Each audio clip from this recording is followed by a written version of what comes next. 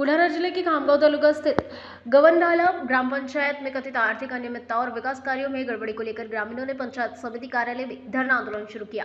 ग्रामीणों ने मांग की कि ग्राम पंचायत की कथित भ्रष्टाचार की निष्पक्ष जांच कर पूरी रिपोर्ट पेश की जाए।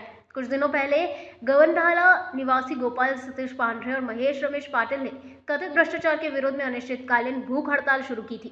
उस समय खंड विकास अधिकारी ने 10 दिनों में जांच पूरी करने का लिखित आश्वासन दिया था, लेकिन भूख हड़ताल वापस ली गई थी।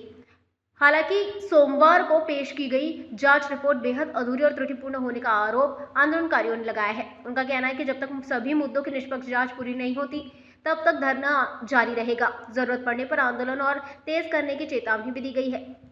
आम्ही गवंडाळा गावामध्ये झालेल्या भ्रष्टाचारावर जी मागणी केली होती, चौकशी मागणी केली होती, त्यानंतर आम्हाला 3 महिने होऊ नये कुठल्याही प्रकारची चौकशी आमच्या गावामध्ये झालेली नाही।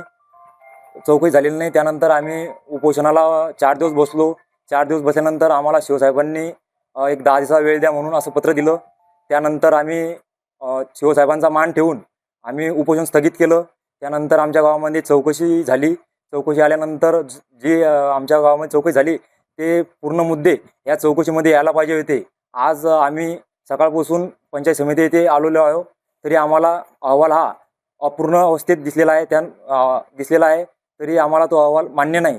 आज आम्ही जो अहवाल आहे, जो आम्हाला अहवाल पाहिजे होता, तो अहवाल जोपर्यंत मिळत नाही तोपर्यंत आम्ही पंचायत समिती येथून उठणार नाही।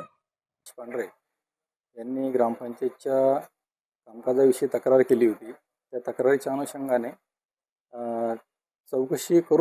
चौकशी अहवाल आज माननीय BDO साहेब यांच्या मार्गदर्शनानुसार त्यांना दिलेला आहे। चौकशीमध्ये ज्या काही त्रुटी निदर्शनास आल्या त्या माननीय BDO साहेबांच्या समोर ठेवून साहेबांनी सांगितल्यानुसार संबंधित ग्रामसेवक ग्रामपंचायत अधिकारी यांना नोटीस देण्याबाबत साहेबांनी सूचित केले आहे।